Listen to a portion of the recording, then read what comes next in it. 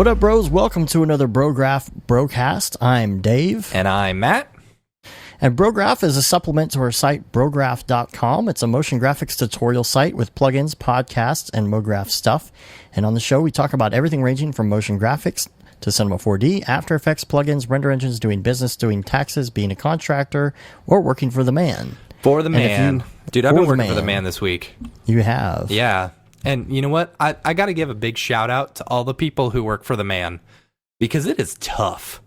Like I had to drive like an hour and 15 minutes each way, to and from this place, to work in their office this week. And it was rough. It was very rough. So big shout out to all the guys working, the guys and gals who are working for the man. Totally. So, and I'm sorry if I smack my gum a whole bunch. I got to be chewing gum in order to keep my throat lubricated. In the show right now? No, I'm apologizing to everyone. Yes, because I thought you meant like at the man job today. No. Oh, so you're talking about like I'm talking about now. If I accidentally smack my gum, I apologize because not just the man job. No. Anyway, go ahead. Never had a man job. Wow.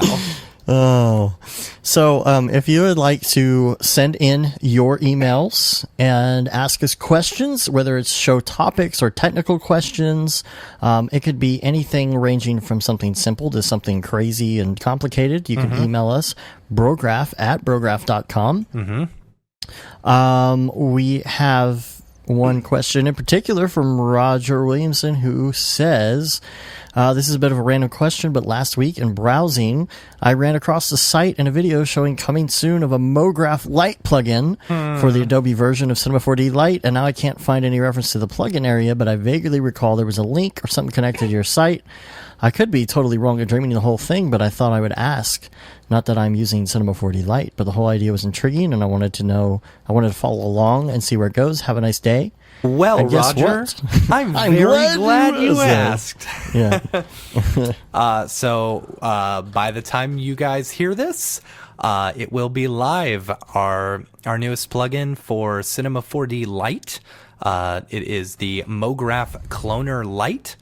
Basically, we recreated the functionality of the MoGraph cloners in Cinema 4D Studio for Cinema 4D Lite.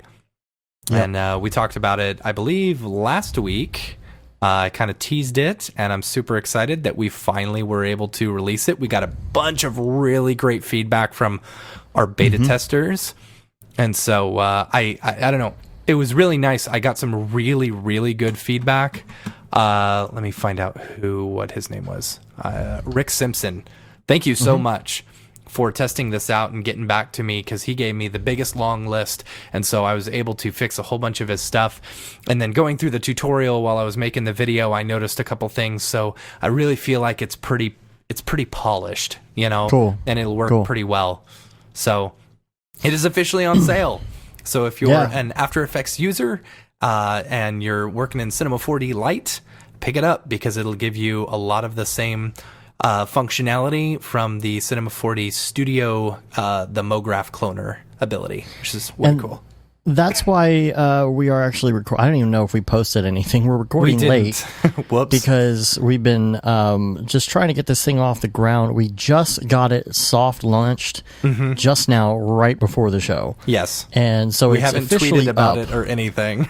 Yeah, like maybe somebody will discover it and like buy it overnight. But for the most part, we're not going to announce it until tomorrow. Of course, the show isn't going to be probably posted until after that anyway. So right.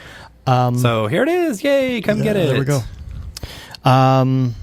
So also, I think we're going to make a lot of money off this one. I'm not sure if you, when we were conversing with EJ earlier, and I said, I had a dream the other night that we made $11 million off of this I don't plugin. believe that we could possibly make that much money off of it. But here's what I'll say. I dreamt about this plugin. This idea came to me in a dream.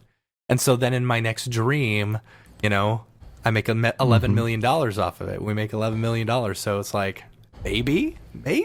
You would have to sell 159,420 copies of the plugin. So, All right. better get to work. Well, how much for $1 million? How much for $1 million? Yeah, for $1 million. Well, divide that. Let's see. That would be 14,000. We could do that. I think that's doable. We'll see. We'll see. You never know. Maybe We really need to get off. the After Effects community to push this. Yeah, what's going to suck is when they put MoGraph functionality into not R19. Oh, man. Doh! Oh. That lasted a month. Yep. Here's your refund. Yeah. So, yes, we're recording late. We're going to have a short show just because we're trying to just balance all of this stuff right now and trying to get all this stuff launched, and we're super behind on everything. And I've been working for the man, so I've been waking up at like 7 o'clock in the morning to get that hour and a half drive, you know? So I'm like really tired. Super caffeinate, and then you get home and wine it up a little bit. I've been working out of these, one of these, what is it? It's called like it's not the tree house. What's the other one? It's one of these shared spaces. Oh, and like yeah. It's all brand new. And it is actually very, very cool. But one of the chain ones? Yes, it's one of the chain ones. It's the one that what's the one we went down in Deep Ellum? Oh gosh, I can't remember. Anyway, it's like the clubhouse or something, but it's not. Yeah. So anyway, like it's a very cool space, and like everyone is super friendly, and they all want to kind of like get to know each other because they want to know how they can utilize people, you know, right? Which is pretty neat. But man, I will tell you, it's kind of expensive, you know. They've got the little tiny workspace that I'm working out of. It can hold 2 desks. That's it, and it's $1,500 a month. So, anyway, but for shared space, it's neat because you actually feel like you're working in a real office environment if you like that kind of thing. See me, I like working from home. Can you drink there while you're working? I would assume so. I mean, they're trying to make it as like, hipster friendly as possible. So, they got standing desks everywhere. And drink your Pabst Blue Ribbon while you're there. It's so weird. Like I show up and I don't have to sign in or anything. I just walk in and just throw my laptop down, and I bring a 23-inch monitor with me, and I just start working. You just pretend. Yeah, they don't say anything about it, so. 23-inch monitors and Pabst Blue Ribbon. Right. Or wine. Right. Or, double fist, Pabst Blue Ribbon, and wine. I heard that's a good combination. Is it? I don't know. You just come up with more wine memes while you're at it. Right. I save wine for special occasions, like Wednesday. Any day that ends in Y. I'm just going to have one. And it's a gallon wine glass. Gosh. Yeah, so you've been busy doing that. I actually have been up in Kansas City. Oh, yeah, boy. Doing work for One Republic. That's fun. But it's not concert tour visuals like we wish. It's not full of it. The thing about it is they don't really have a lot of visual. It's really interesting. I mean, there it was some LED wall content, but there's just not a lot of it going on. It was a lot of just minor work for LED, LED content. And the tour is amazing. Like, I didn't know One Republic that well, and I didn't actually, I didn't realize I knew so many songs from One Republic, because what happens is, like, that's funny. You hear the stuff on the radio, and you don't think, oh, who is this? You know what I mean? You don't look it up or anything, but you'll hear it like a million times. The other thing is that the lead guy has written so many songs for so many people over the years that were hits, really big hits, and I didn't realize that. And apparently they've been on tour for 10 years and have never played any of those. And now that it's their 10th year together as a band, they're playing these. And so like, he'll kind of offshoot and do like a little piano thing on the side and play, and like, you're like, holy crap, I didn't realize how many songs this guy has written that are just like super popular, you know. And but the thing is, the show is really, really good. There's not a lot of LED wall content. Oh, yeah. And there's like 2 triangle LEDs on the side, and a lot of it is actually, this is really cool. This is all driven live by sound, and so like it just has a lot of camera shots on most of it. There's some geometric stuff they do that looks like lasers, and it goes with the lasers in the show, so it's not really anything super complicated. Like they don't have a lot of like it's not like Dead Mouse, you know what I mean? Like with all these visuals. So it's very minor stuff that we were putting together, but it still was really important that it was all cut the right way and that it was sized the right way, you know, because there's very specific requirements. And I was kind of like called up to just, you know, make sure that everything was perfectly, like pixel for pixel, handled for the LED wall content, and that it was like in the right order, and that it was good to go, and it was the correct codec and the correct format and put on the server correctly and timed right. I mean, because it's all down to like the frame, you know what I mean? But what's really cool about this system, it's kind of a proprietary thing that they have going on. It's a really weird way that this particular concert is set up. Usually when you go to concerts, it's like, here's the band doing a tour and it's sponsored by A, B, and C Corporation, right?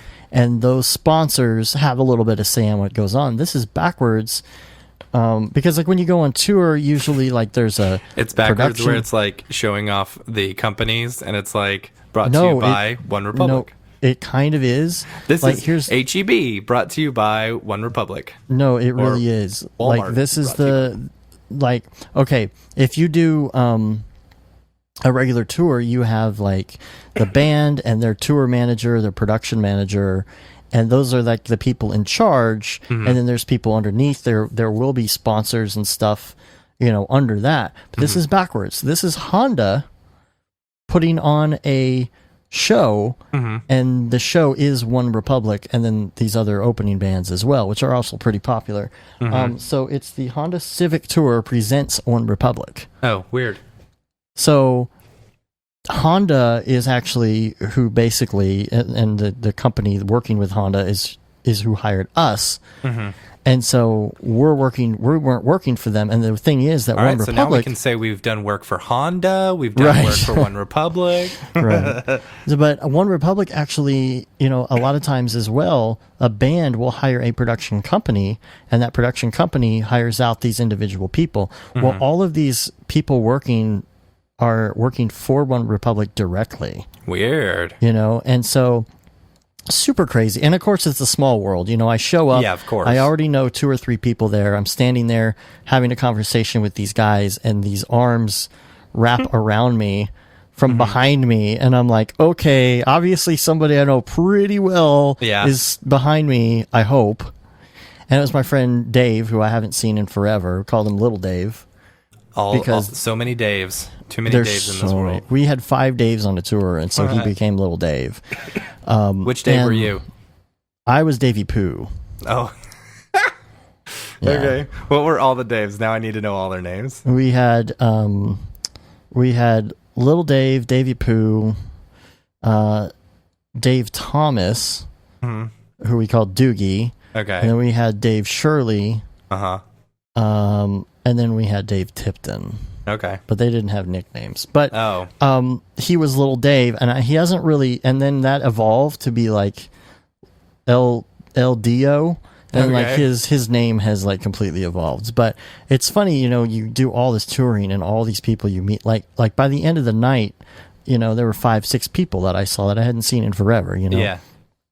And what's cool is like, you know, you go on a tour out with these people, and it's like you become family.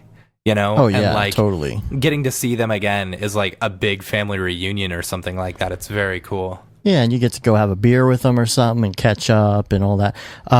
The thing is that I wanted to get back to the LED stuff real quick, because the proprietary stuff, I went off on a tangent. Proprietary stuff that they've kind of designed is freaking genius the way it works. But, you know, there will be live camera shots from different various cameras on these weird triangle screens. But then there's effects that are put on top of it, kind of like the quartz stuff that you used to have with Mac, Apple stuff. I think it's kind of still around. But the way they have it set up, it's driven by audio, kind of like you would do a sound effector, effector in Cinema 4D. But you can set it, and you can set EQs and stuff on it, and it will do those effects to the live video. So, like, say somebody's standing on stage. Let's say the drummer, because this is a good example. Let's say that the drummer is sitting there, right?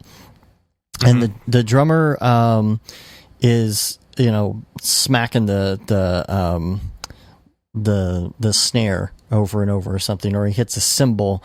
Well, that sound is going back into video world, being processed and causing some sort of effect, whether it's like a crazy levels thing that brightens the screen to a red or something like that. But it's all done on the fly. And so what happens is every single show is completely different. Yeah, that's pretty cool. Because it's this dynamic video. Does it kind of seem like, I don't know, like a big screensaver or something like that, No, it's done very tastefully. It's not like a wacko or whatever. It's adding it into the video, kind of like, it's just adding these effects. And, they're not a major piece, but man, I tell you, it's a really great design that they did. There's pyro, there's lasers, there's all of that stuff. And you hear One Republic, it's a very radio play band. So I didn't know much about them. I knew a couple songs, and I'm like, yeah. But man, they put on a really great show, and they're extremely talented. Yeah. So yeah, it was a lot of fun. Got to catch up with some people. Got to check that out. And the thing is that I really didn't have to do anything once the show started, so I just watched the show. Yeah. And the night before, I actually caught some of it too, and it's really crazy. They have a whole. They have this super, super crazy decked out Honda Civic and Honda motorcycle that have their own stage in the back, and they're all lit up on the floor. The Civic in the and the motorcycle it's part of the thing. That's funny. At one point, like, he was singing, and he got out and got in the car and was singing in the car, that's stuff like that. Yeah, I know, but that's the thing, is that, like, it's really. I'm saying it's really different. Hey, come and get this Honda Civic, 2018, 48 miles per gallon. I don't know if this is a trend. Like, it might be a trend that, like, these groups are these. Now it's the sponsors are the ones putting on the tour, and they bring in who they want. It's pretty crazy. It's a different way of looking at things. So, and I brought a bunch of gear, I just because I didn't know exactly what I was going to have to do or whatever. And I brought the PC laptop and my laptop and iPads and stuff like that. But then I brought your MacBook Pro because I knew that I would need to convert some things to ProRes LT. Yeah, I need to get that back from you. Yeah, and but what's funny about it is I didn't really think about it when you gave it to me, but like I was carrying it around. Oh, dude, boy. What in the world case is that you have for that? That's my wife's case. It looks like a freaking makeup bag. That's my wife's case. I put it in there just for you. I'm like walking around town carrying this thing back and forth to the venue with this crazy floral pattern, and it looks like a giant makeup bag. And I'm like, okay. But yeah, so that was a lot of fun. And what else do we have here? Oh, so we talked about Brograph Cloner Lite that's out, and another Cinema 4D thing that came up this week is another one from, what is it? Is it Merc on Twitter? Mark Verkel, I want to say. Yeah, but isn't Merc Vilson? Merc Vilson, something like that. Merc Verkel. Merc is his Twitter handle, right? Is it just Merc? No, his Twitter handle is @MercVilson. Okay. But this is similar to what we talked about last week, doing the chamfer thing, or maybe 2 weeks ago, the bevels on bools. Mm-hmm. It's a very similar technique. Right. Correct? Yeah. So like I was, so I've been doing work for Samsung on their Galaxy S8 phone. And so just doing some little, some like tutorial videos and stuff on how to use it. Mm-hmm. And so I needed to create like a fake phone. Sorry, I'm going to cough real bad. It's all right. Got to stop them smoking them jazz cigarettes. So anyway, so I had to create this like fake phone. So I was just in Octane creating a fake phone real quick, and I was using bools, and I was like, oh yeah, Merc Vilson talked about the chamfering of two objects. I wonder if you can select intersections and use that same technique when you're, booling something so that you can actually bevel the edges around the cut. And sure enough, it worked great. It's amazing. That's cool. So we'll find a link to that, probably to the GIF or GIF, whatever you want to call it. Yeah. And post that in the show notes as well. We're going to move on. Oh, we didn't mention this either, but this is like a very question and answer centric show. So, we've been talking about, we've had like 2 weeks where we had emails piling up and we didn't get to all of them. And then we did the interview last week with Caitlin and just really didn't have a lot of time to start digging into the emails. So we're going to do a lot of that today. And we got a lot of good emails. Yeah. Last week was a good show. I had a really good time on that show. Yeah. Now, we got a couple other things to get to before we dig into the emails, but we'll move on to Ravcock. What's your flavor? What's your flavor? If you are interested in trying out ORC, if you will email Jules Urbach, ORC, at otoy.com, he has posted in the Facebook group that you can get some sort of access to that by emailing that address, and you can start trying it out. Did you do that? So, no, I haven't done it yet. We need to do it and give that a try. Just didn't get around to it. And I've got a lot of other... I'm going to send an email right now. We'd be like, do it. Jules, my man. What is it? ORC? ORC at otoy.com. I mean, I don't know if it really goes to him or to who it's going to, but, because you'd be like, hey, we want to get an interview at Seagraph as well. How do you spell his name? Jules? I think so. You should probably Google it just in case. But my man. My man. I'm really putting my man. And say, by the way, we would love to have an interview with you at Seagraph at the Maxon booth. Oh, I'm going to say that. Cool. I don't know if that goes... I mean, he posted it, but I don't know if he personally sees it or not. So, so there's that. We have some other related stuff that has been posted about Octane and stuff like that in the Facebook group. And a lot of it isn't really time sensitive, so I'm saving that until next week because we got a lot of other stuff to talk about today. And we're trying to make it kind of a short show. So, Chaos Group. This is one that you put in here. Chaos Group introduces GPU plus CPU hybrid rendering. Yeah. So normally with V-Ray and stuff, you choose between your CPU or your GPU rendering, and they're kind of like two whole separate entities. Right. Which I've never really got from the beginning. I always thought, well, if you're just going to use CPU, just use CPU. If you're going to use GPU, just use GPU. You shouldn't have to like do it differently or whatever, right. But whatever. So they introduced GPU plus CPU, where if you're using it allows you to use the CPU as well when you're rendering GPU. So they said it was anywhere from 13 to 25% faster than just using GPU alone, which is pretty cool. That's interesting. It would be cool if you could do that with some of these other engines here pretty soon, too. I agree. What's this NVIDIA GPU only thing? It just says that is now the thing with the V-Ray 3.6 is that it is NVIDIA only. So it's working with CUDA technology. So no AMD. AMD is not doing well in that area. No. I need to figure that out. So starting from September 2017, Redshift educational license will be free for full-time educational institutions, universities, and colleges. Yes. Can we just pretend we're a big university and get it for free? Brograph.edu, right? Right. Better go buy that now. Someone's going to take it. Boy, you can't buy an edu, can you? I don't know how that works. Purchase.edu domain. You can buy an org. Yes. How to purchase a .edu domain. Be a university. Oh yeah. I mean, if educause.edu. if University of Phoenix actually can have do to it. have eligibility requirements. Oh yeah, what are they?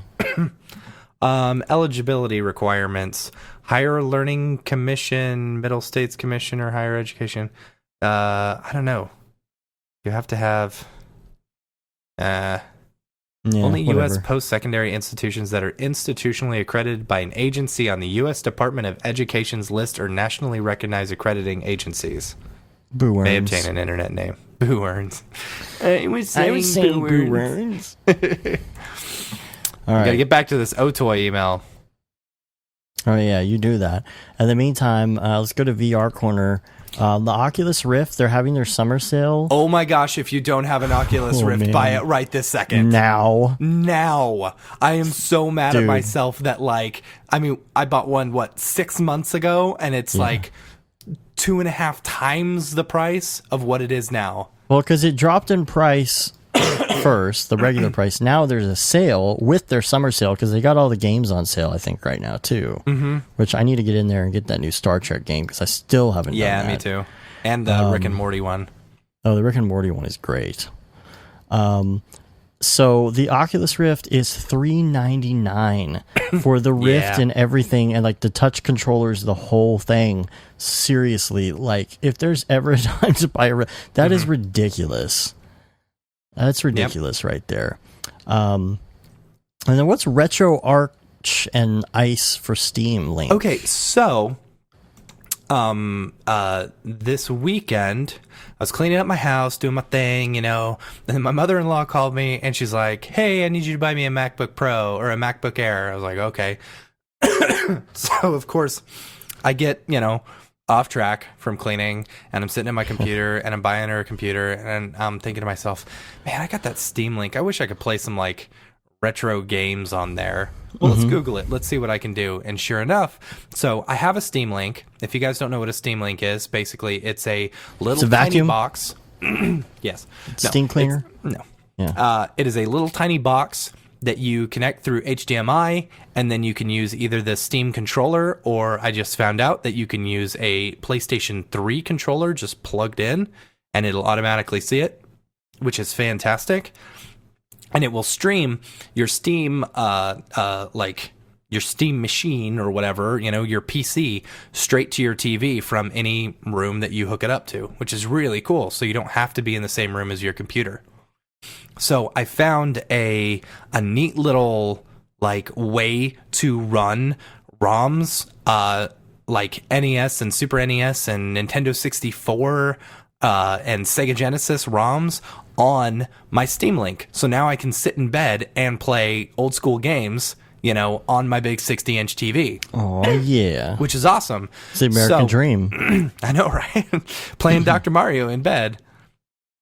So it basically RetroArch is the name of the emulator, and then there's a program called Ice that takes all of your you point to where your ROMs and your emulator are, and it automatically links your Steam on your computer to all those ROMs and downloads artwork as well. Oh. So like you can go through and you can see all the artwork and stuff and just easily pick a game. It's way, way cool. Nice. So I'll find the website and I'll give that to you in the notes.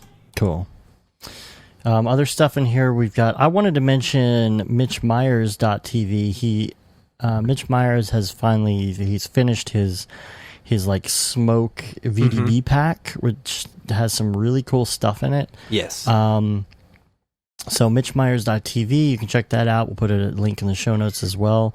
Lots of VDB stuff that you can use, like especially with Octane.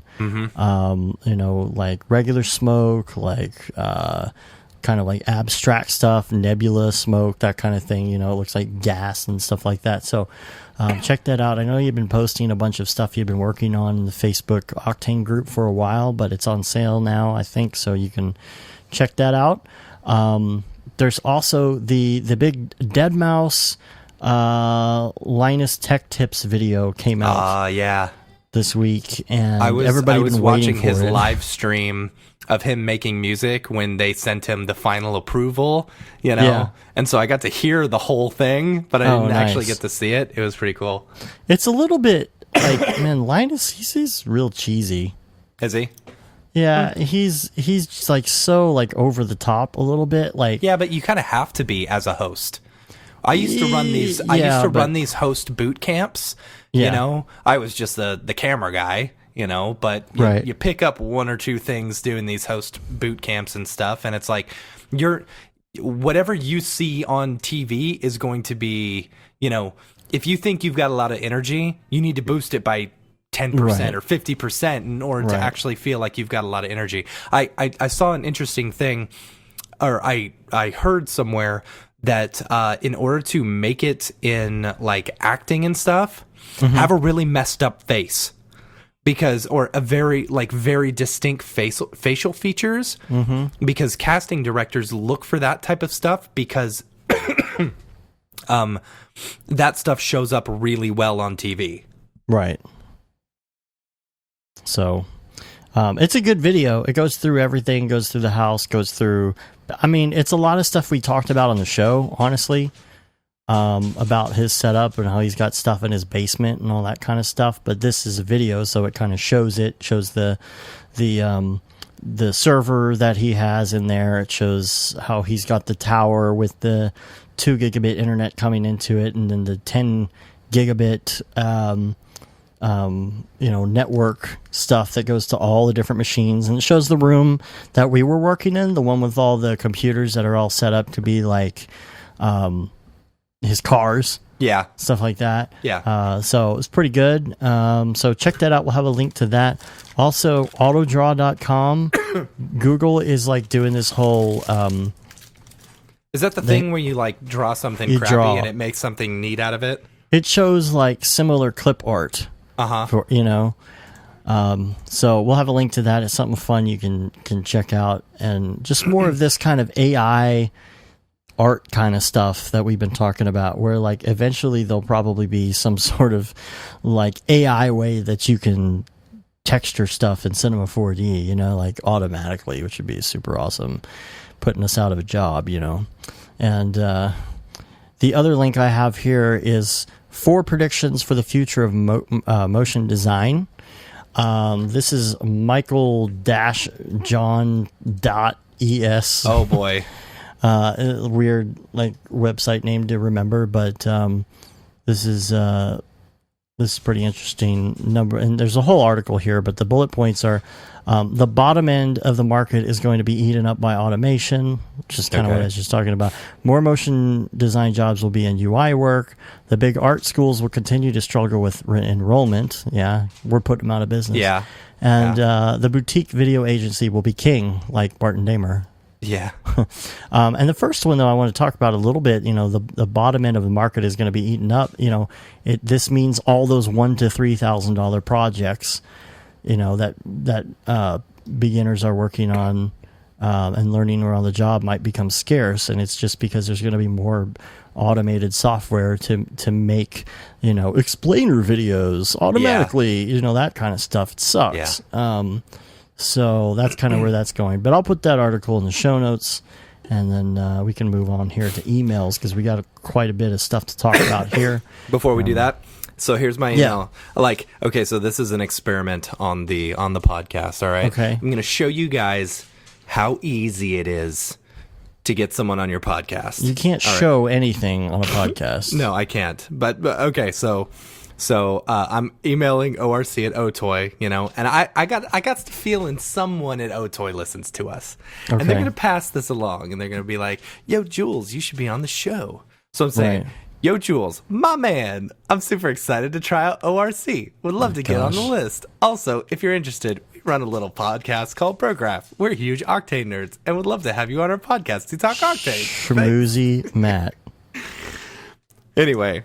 Yes, it's true. I am schmoozy. But this is like, I don't know. Did you ask him about the interview too at SIGGRAPH? Well, if he's going to get SIGGRAPH. No, I didn't. Okay. But anyway, we'll just hunt him down at SIGGRAPH. Be like, hey, let's do an interview.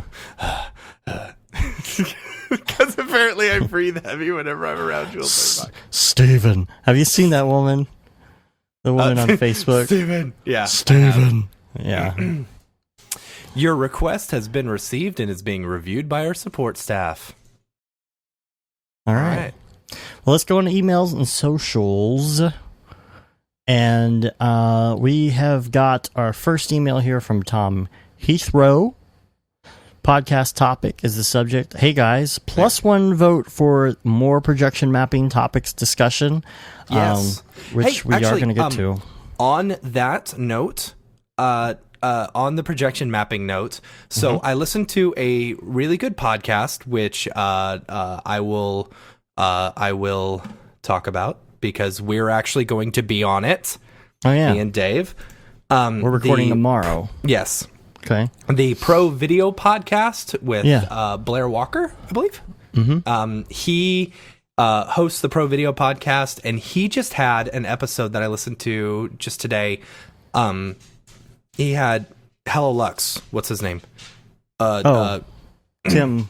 Yeah, Tim Clapham. Yeah. Hello Lux. He had him on the show. Listen to that one. They go into a lot of projection mapping stuff. Oh, which nice. is super cool because he just worked on that big Sydney Opera House thing with Rich Noseworthy, you know? So, I love Rich Noseworthy stuff, man. His stuff is kind of the inspiration for our intro video. Yeah. So anyway, that's one resource you could go to if you really want to hear a lot of the projection mapping stuff. Cool. Really good stuff. Didn't he have Joey on recently or no? Yes, he did. He did? Okay, cool. Yeah, we're we just need to have basically Joey going on, to be too. picking up all his scraps now. So, He's getting it. Into this question now. I have a subtopic stemming from this, bridging the gap between Cinema 4D and creative 3D software environments. Currently, I have lots of headaches at work when we receive super detailed CAD files from the clients, and we want to work with them in Cinema 4D. Example, I have a DWG with 5,000 plus splines bouncing around forums trying to find a reliable workflow. Our boss wants to use this file specifically, and remodeling from scratch in Cinema 4D is not an option. As always, love your work. Cheers, Tom. Couple things on that. Number one, I mean, a lot of times the DWGs that I get of CAD files are 2D. They're flat. Yes. I don't know. I mean, can the DW? I mean, I guess they could be 3D, but I don't know. Are, then it's the splines. 5,000 plus splines. The thing is, okay. Here's the hard part with the splines themselves. That's harder to manage.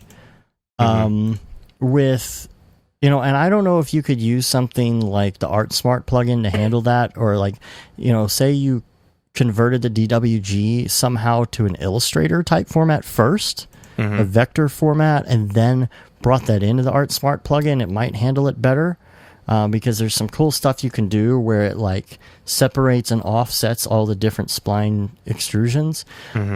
What I do know is with other types of CAD stuff, for example, like Rhino files, stuff like that. Step files or... Step files. What's the other one? I don't remember. But what happens with that a lot of times is they are super crazy and super laggy. First of all, you have to convert them. What's the name of that PC program? That's what I'm looking up right now. I'm trying to find it. We have it, and we've only used it once, and I don't remember what it was called. But sometimes there's no way to get it in there without using that program. It is called... It's from Okino. Yes. www.okino.com. Okino. They have this really good software, Brograph, I believe is what it's called. That's right. Yeah, that's it. Brograph, so you can import step files or whatever the other file is. You can import all these crazy files and then export them directly out as Cinema 4D files. Right. But the thing about that is, even when you do that, or even if you have a program that brings in CAD files in another way, a lot of times what happens is you get it in there and it's just super, super laggy because, huge amounts of polygons and stuff like that. Yeah. And sometimes the way it comes in is like it's every polygon is a separate object, and it's like, oh my god, and they're all like nested within nulls. And with this specific program, I know, like, because normally with like Rhino files and step files and stuff, it's bringing it in as NURBs. So when you then have to like convert it to polys, and I think you can choose how high of amount of polys you want on this. Right. And maybe somehow that program will do the DWG as well and let you do something with it. That might be something to look into. What I do know is a lot of times when this stuff comes in, the best way to get it to start working a little better is to start merging geometry. If you don't have to worry about it a lot at all and you want to make it all one object, I mean, I've done that before. You know, it's just some piece that I have to use for something, and I'm just converting some textures, and it's real simple, and I don't need them to be a bunch of separate objects. I'll take the whole thing and do select children, and after I select children, I'll say connect objects and delete, and sometimes it churns. And sometimes you actually have to go in to individual nulls and like do them sections at a time in order to get it to not like crash when you do a connect and delete. But it could be super laggy and just not working at all, and then you finally connect and delete everything into one object, and it's like butter.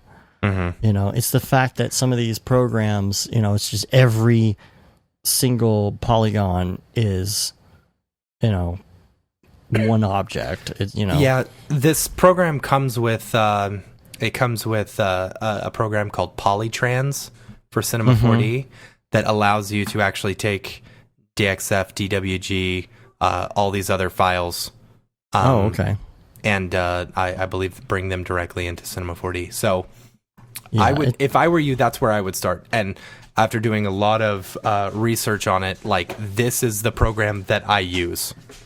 Yeah, and that's the thing about this program in particular is that it's funny. Whenever we were originally working on it, we basically built the cost of the software into the project we were working on. Yeah. You know, because it is expensive. But if you're doing that on a regular basis, $900 shouldn't really be that big of a deal if this is going to be a major part of your workflow. So, I mean, you're paying $3,500 for Cinema 4D anyway.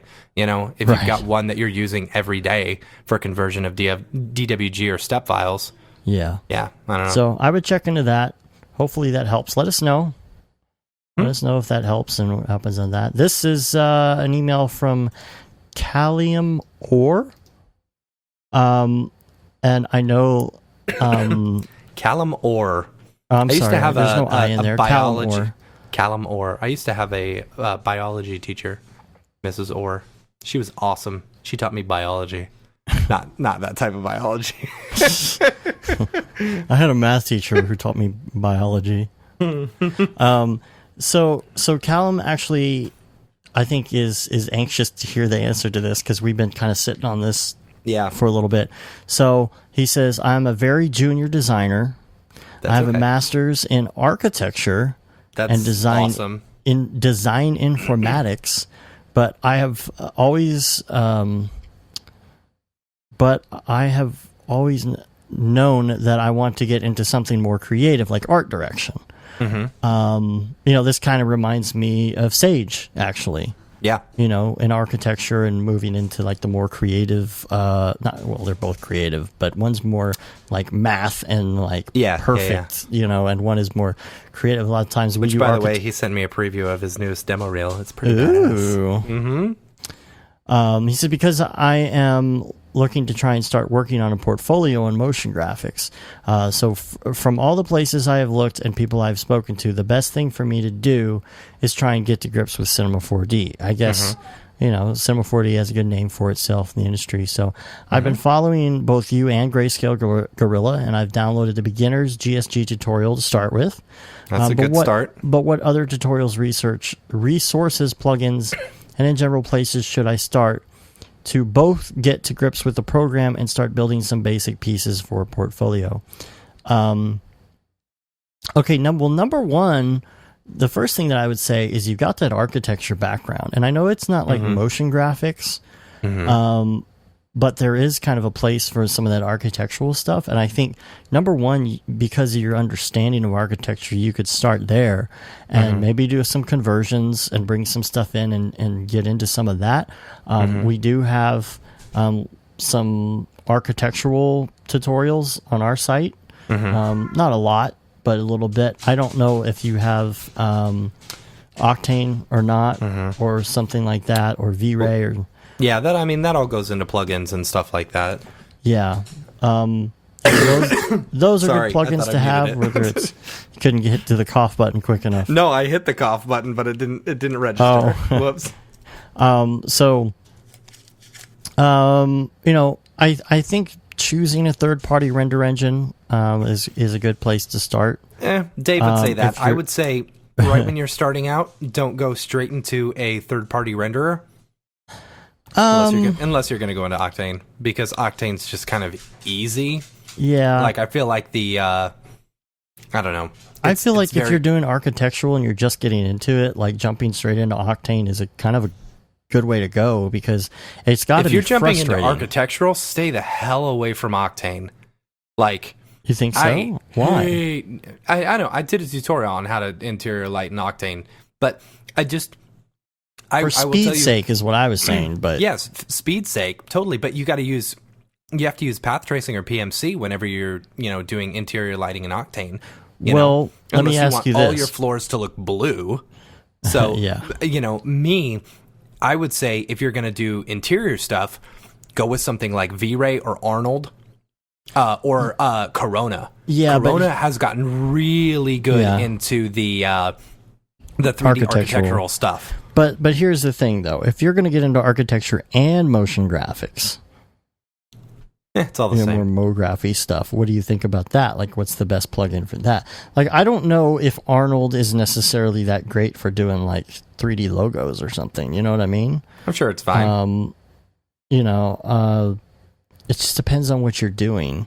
Let's start back to the beginning. So tutorial wise, we have some stuff that could help with architectural. Here's the thing. Like, I'm gonna skip the architectural stuff. I'm gonna pretend that you just want to get into MoGraph. The MoGraph stuff. Okay. So you just want to get into MoGraph. Grayscale Gorilla is an excellent start. Right.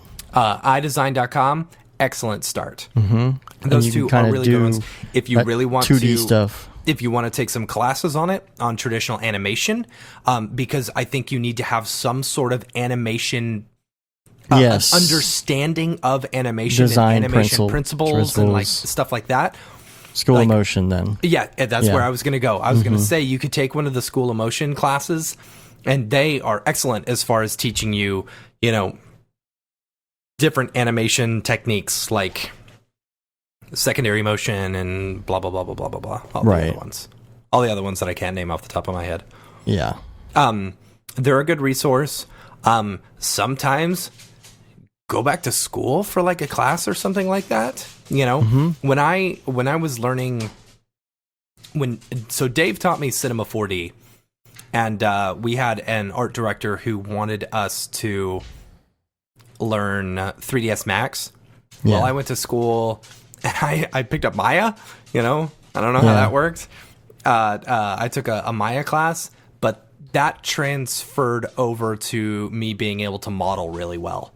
So like that class really helped me in my modeling stuff. That and Make It Look Great 11. That too, yeah. Gosh, that's a good one. That as far as modeling and stuff like that. Gosh. And Make It Look Great 11 is MotionWorks. MotionWorks. Yes. Yeah. So that's a great resource for modeling if you want to get into modeling. Let's see what else. Beginner stuff. Let's throw it out to the listeners. Okay, we're gonna create a hashtag. Okay, so hashtag beginner resources. Hit up Column Or. He sent us a message, right? What's his handle? Do you know this, Dave? No. Oh well. Anyway, Hit us up on Twitter. What other resources do you guys recommend?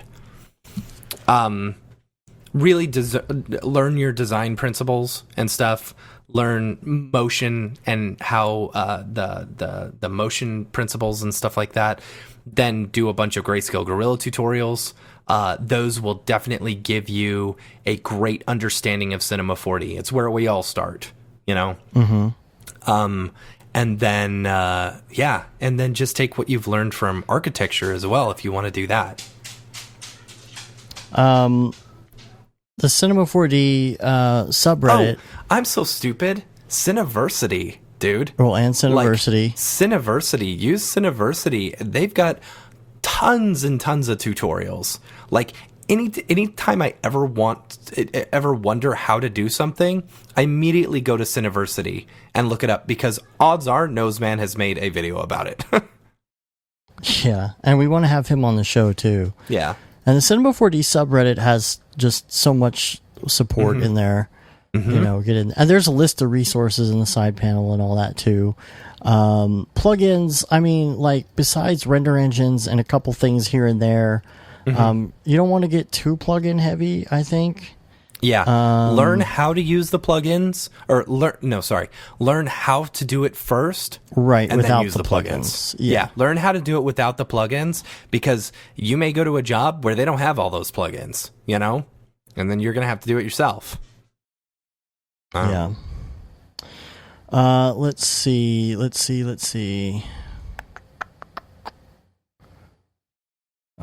else you got, Dave? Todd Drager. Product owned none. Oh, what's up with that? Topic, question, or comment? What's up with that? Subject, Udemy course on sale for $10 today. He said, hi, guys. No, it's a today only. Oh, today only. Oh, that's all right. But the thing is, it's still useful. I know you don't need more on your plate, but I saw this and you might find it helpful. They're Python courses. I know it's $10 today only, but if you're interested in taking Python, there's a link that we'll put in the show notes for that. So, you know what? I did my first little thing of Python the other day. Mm-hmm. Well, that's actually not my first. Here's the thing. You want to hear something funny? So when I was originally doing Rando Render, before I decided to just to make it into a website, I originally wanted to do it as a plugin. You know, I mean, Rando Render was your idea, but when I was putting it together, I originally put it as a Python program, but I didn't know how to get it to work at all, and then somehow accidentally got it to work, and now I can't figure out how to get rid of it. So every time I open my program, it gives me a new Rando Render that I have to do.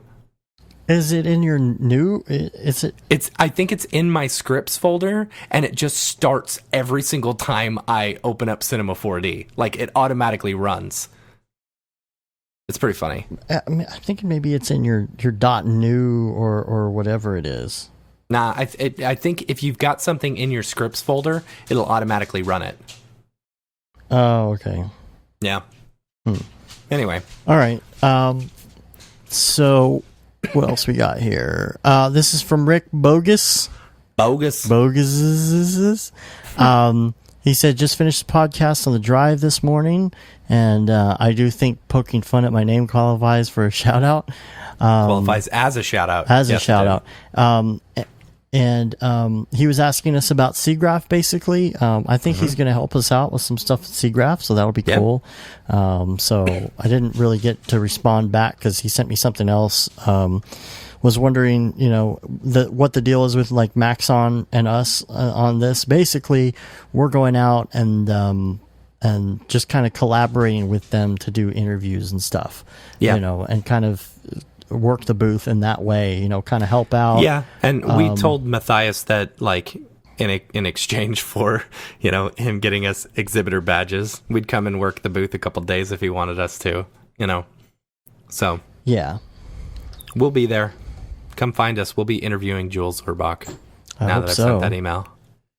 And then Cody. Okay, you read this one from Cody. From Cody. It's our next Cody one. Surgenfrey. Yeah. Surgen free. Product owned, not applicable. Subject: espresso cloning onto the middle of edges of a cube regardless of subdivisions. Hey guys, let me know if someone solves this problem from this week's episode. I'm also very interested.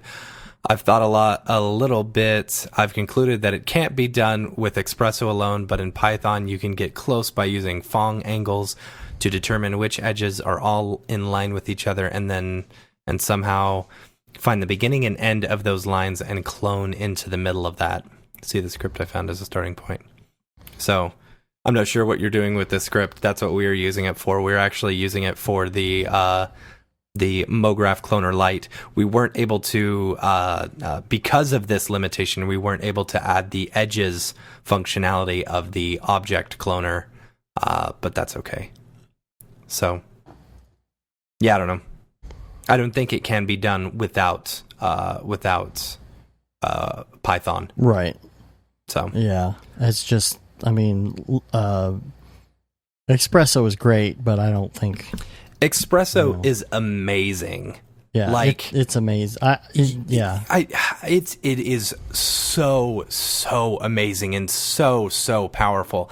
The fact that I actually feel like that I can actually create a plugin without having any code knowledge at all, and just understanding what all the little nodes do and how they interact. It's like it's such a big puzzle that like you can figure out how to put. So basically, it's the finished puzzle is a blank slate, and you create it with your own puzzle pieces. I don't know. Mm-hmm. It's very cool. I love espresso. I wish that the interface was a little better, because I've been working a lot with it, and like one of the things I wish you could do is that like you could take like an output drop down and say add all these nodes and just go click click click click click click and go all the way through and add all those nodes, because like sometimes it's like 2 or 3 sub menus deep, and you're like, okay, output object, user data underscore, like you're doing that, and you're like, okay, well there's 14 things I gotta add. So then you're like going through those steps a million times to make that thing work. Sometimes I wish there was just some bulk stuff you could do, because when I'm putting things together, I'm like, man, I could do this like 100 times faster, a certain way, if they had it set up a little bit different. And then I wish you could highlight things and right click and say organize please. Yeah. And it would organize by like, the least amount of intersections of a connection, Yeah. Nah.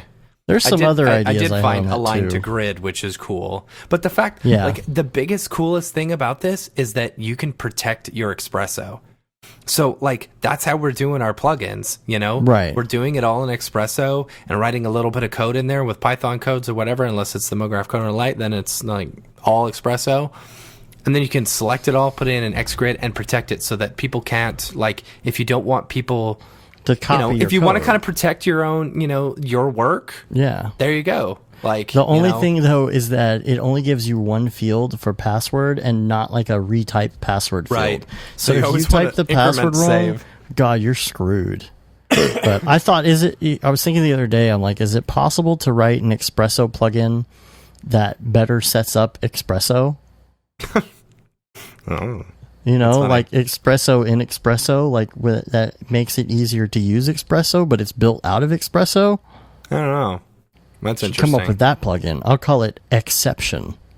Oh gosh. Huh? All right, I like that. I like that. Yeah. Well, you've got coffee, you've got espresso, then you need frappuccino. There you go. Yeah, but it's like Espresso Inception. You call it Exception. Right. But I'm going with the coffee theme here.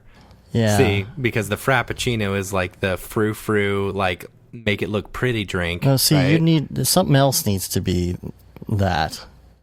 Double shot? Double shot. Oh my. We are burnt dear. out. Okay. Let's go to Luke's question. Let's do it. Luke says, "Hey guys, I know you've Hey, been guys. asking the last few shows. Some of this maybe has already been covered, but maybe you could do an offshoot of one of these questions, or just generate other similar topics from them." Topics: Does the ease at which new render engines make simple things look good stifle or limit the growth of young or newer 3D artists? Yes. That's a good question. What do you mean? Yeah. Yes, he asked either or. Yes. Yes. What?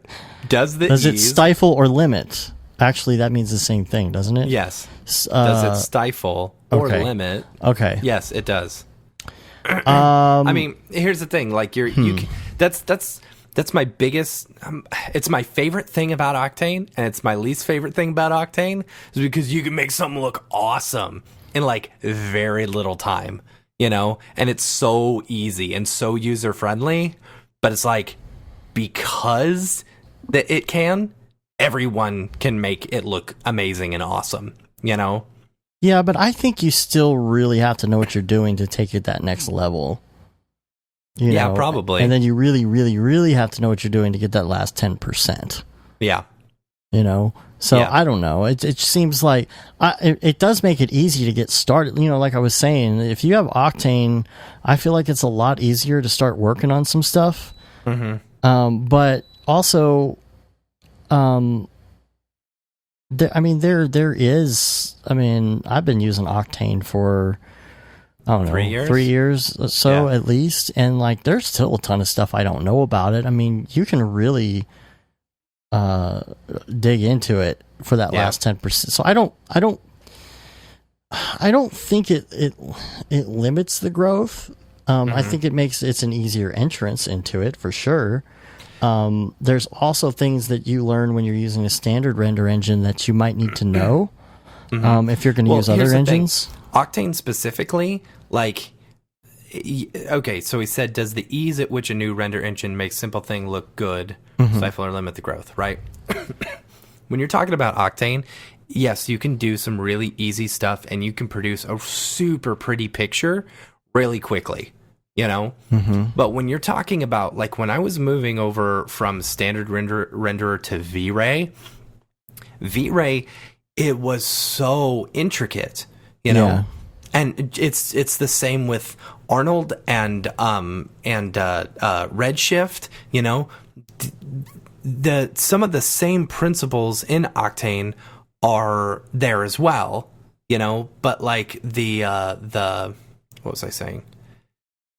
I don't know. Like, I feel like you grow so much more as your understanding grows so much more if you're using something other than Octane. Yeah, no, I agree with that. Even though Octane is great, like, I think like the amount of options and drill down of all everything you have in something like V-Ray or Arnold is like, it's really good to know that stuff, because that's what makes things look super hyper realistic. Yes. There is still a bit of realism that's hard to achieve, and you get to a certain point with Octane without really, really like having to spend a lot of time. And I feel like it's kind of maybe the opposite with something like Arnold. I don't know how to describe that, but like, there's so many options from the get-go with Arnold that you don't have to take a lot of not shortcuts, that you don't have to take a lot of what's the word I'm looking for? You don't workarounds. Yeah. Sometimes, like, to make something look right in Octane, you have to do these weird workarounds. Yeah, totally. And you don't have to do that with some of the changing others. the size of a displacement.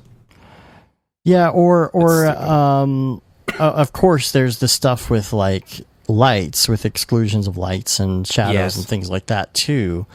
So, I don't know. What's the answer to that? With Octane, yes, it does stifle your growth. With anything else, no. It just makes you better. I don't know if it stifles your growth. I mean, yeah, it does stifle your growth in that, like, if you jump right into that for the first time, you don't really learn a lot of terminology and other things, I guess. So I don't know. I don't think there's so little buttons to press in a way, you know. And like, if you like fiddling with knobs and sample rates and stuff like that, totally go into one of these other render engines. I don't know. Yeah. And he says how to be realistic about your current talent level when evaluating yourself for projects you might want to take on at your job, freelance work, or personal projects, aka the end result of your ideas looking way better in your head than the final product. I've been there before, where I can kind of see something in my head and I just can't make it happen for reals. I think, you do have to be realistic about your talent level. Like whenever I'm doing, some sort of job for somebody that's like super difficult and I know it's got to be super realistic. I don't necessarily like, there's no time that I actually will sit there and say, oh, well, I'm not qualified for this job. Because if I feel like it's something that's beyond what I can do, we'll just hire a contractor, So, to help out with a certain aspect of it. If it's something like, oh, here's some crazy, ridiculous water particle thing that we have to do, and I've only done a little bit with that stuff, like maybe I'll find somebody who can do that portion of it. I think... I don't know. I always like a challenge. Yeah, that's always a possibility. Gives me something that I've never done before. Man, it gets me pumped. Man, it gets me hard. Pumped. That's our little background joke that we always say at the end of every show after we stop recording. Yep. Every single time. I've heard it 93 times. So, I like what you said about I like a challenge or whatever. Yeah, if you have time, then you'll be fine because you can figure out how to achieve whatever you want to achieve. The thing is that most of the time you don't have that luxury. And you're like, man, I just got to get this done. Okay, so subcontract someone to do something. Totally. But it's like when evaluating yourself, I don't think it's too hard to compare yourself to other people and just see where you're at. Man, you know what? Here's the thing. Like, watching someone's workflow, I always feel like I get a better understanding of where I'm at, like watching someone work.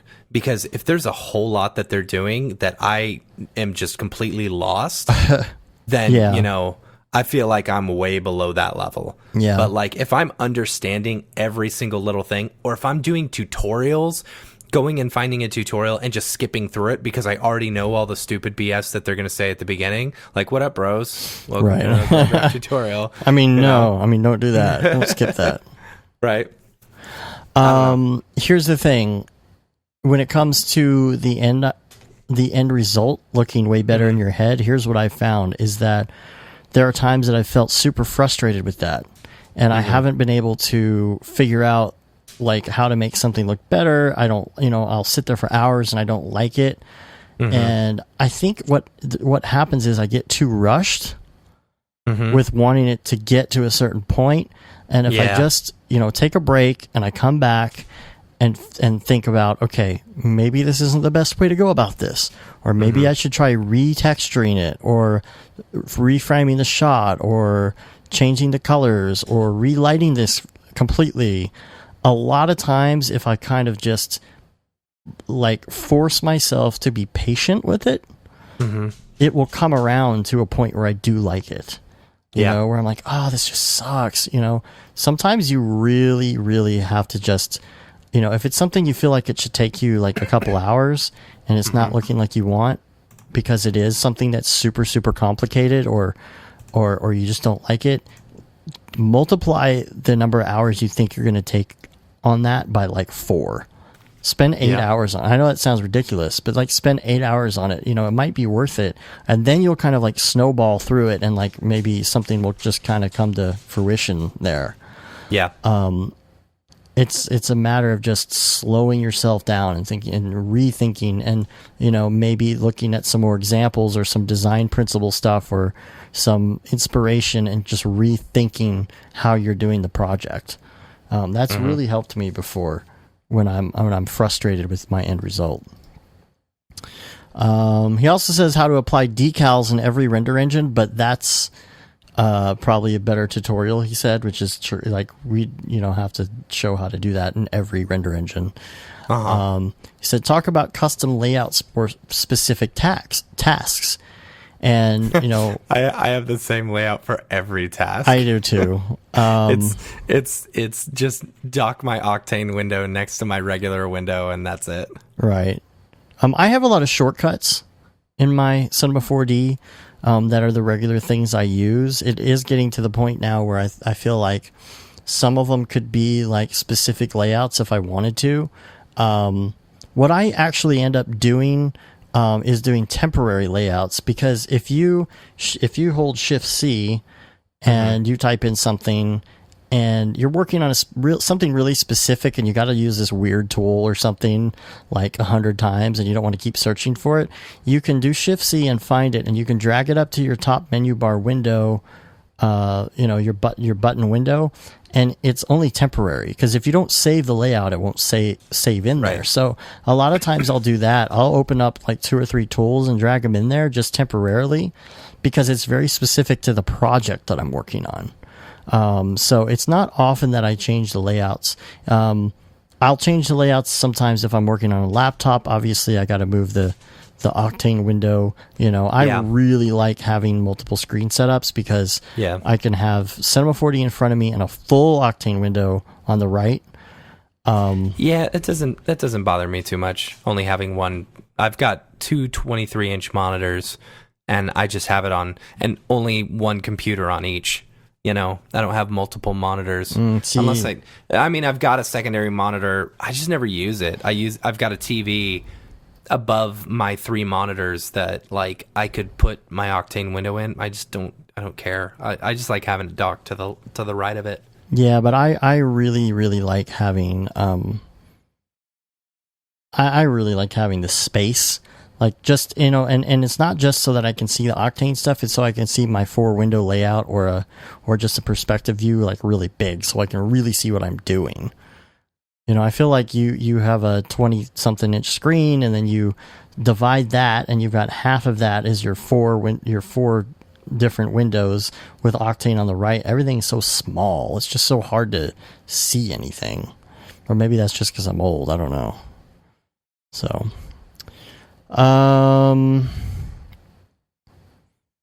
so the other thing, since no one seems to know how to UV, could you reference a UV series by Pavel Zok that was the most in-depth Cinema 4D UV tutorial I've ever seen?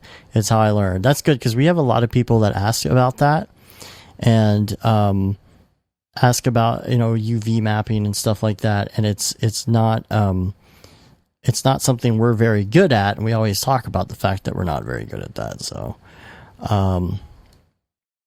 I somehow have activated my Siri. That's weird. All right. Could you also discuss other standalone apps that people use for UVs, 3D Coat, whatever? Well, for UVs, I'm not sure. And you muted your mic. It's because I was coughing. I'm sorry. Have you ever gotten into that rhythm, and you messed up the rhythm while you're recording? Like turn off recording, record. Oh, backwards. Turn off recording. Yeah, and then like you stop recording when you're supposed to be recording, and you don't know how far back it happened. Right. Had that happen once or twice while on a gig. That's the worst. Yeah. Could you discuss other standalone apps that people use for UVs, 3D Coat, whatever? UVs. I've heard a lot of people talk about 3D Coat. I've never actually tried it. Yeah. But I've heard a lot of positive things. And you got Substance Designer and Substance Painter. Substance Painter. I don't know if like ZBrush would count. I mean, because I know it's modeling, but isn't there some UV stuff in there as well? I have no idea. There's also stuff for like doing fabrics and stuff, Marvelous Designer, which will help you not only build the clothes, but then, map the textures onto them and stuff like that. I see a lot of these things, and honestly, everybody has kind of their workflow and their style that they use. But I think the Substance Painter and Substance Designer are like a really good combination. I think that's really good. Yeah. And it's cheap. Yeah, that too. I think right now it's what, $10 a month or something? Yeah, and you get access to the whole like library and all that stuff. So yeah. Algorithmic. So Algorithm. we are totally burnt out. We are. Yeah, and we've got more stuff to do, but we're trying to still get our content out there. So I'm sorry it's a little bit short. That's what she said. And, oh boy. I mean, that's what he said. And so we're going to get out of here. So rate us on iTunes. You can leave a review and help us get our ratings up. We'll go ahead and check that while I do this. And you can also subscribe to the podcast itself if you're just a listener on YouTube or whatever. That helps with our ratings. We got the newsletter out there too you can check out. You can say you've been there, done that, got the t-shirt with a No Brograph tee, the limited edition Gate Simone t-shirt, and then the Paul Babb Feel the Bab 2020 t-shirt. No new reviews. And all the profits from that go to Doctors Without Borders. Please give us a review. Stop what you're doing. Get all up on the iTunes and give us a review. And let us know what you think about the show. We're also on Facebook, Twitter, Instagram, and of course YouTube and Brograph.com. Yeah, boy. Yeah, a boy.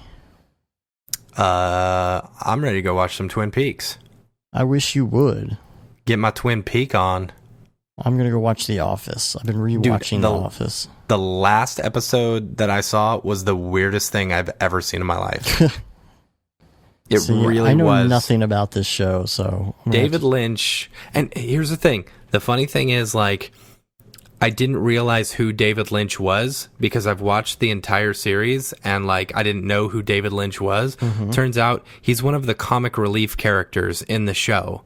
So, like, it makes me actually like the show a whole lot more, knowing that he knows that he is the comic relief, or he's one of the comic relief characters, right? You know, in the show, right? I don't know. Anyway, go buy our plugin, or don't, or tell all your After Effects friends. Yeah, really, that's the thing. You know, I know a lot of y'all out there are full-on Cinema 4D users, so this is something where you could really get your friends into doing some MoGraph stuff. Get them interested in Cinema 4D if they have a copy of After Effects already. So, you know, help us spread the word. And what? You ever played with Orbeez? I accidentally just spilled Orbeez all over the place. I don't know what Orbeez are. They're these tiny little beads. They're like the size of a bead, and you put them in like a thing of water. Beads. Yeah. And so, and then they like, you know, do they pop? No, they just fill with water. I'm sorry, I spilled the Orbeez everywhere. Now they're behind my desk. Oh gosh. You jerk. You big jerk face. Anyway, all right, cool. Let's get out of here. All right, cool. Well, we got a lot more listed here in store. And remember, email us brograph@brograph.com if you've got questions and stuff like that. We'll try and answer. And we'd love to do some more of these next week as well. So until next week, I'm Dave. And I'm Matt. Have a good one. Later, bros. Man, it gets me hard.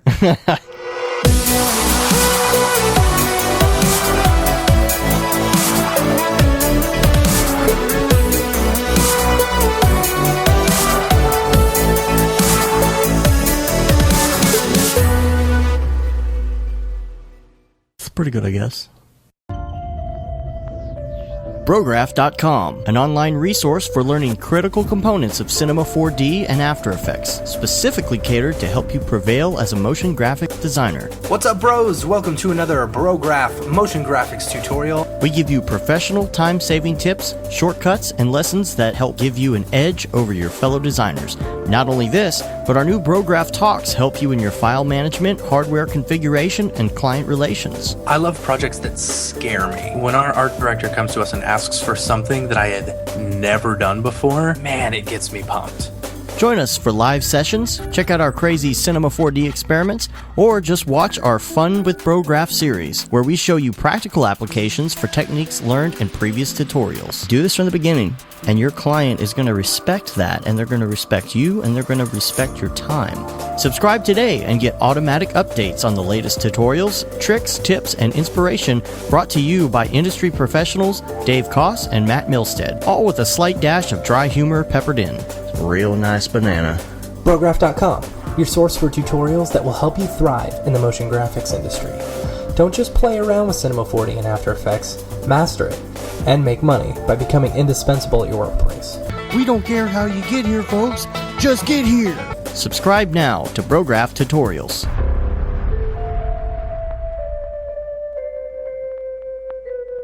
It's pretty good, I guess.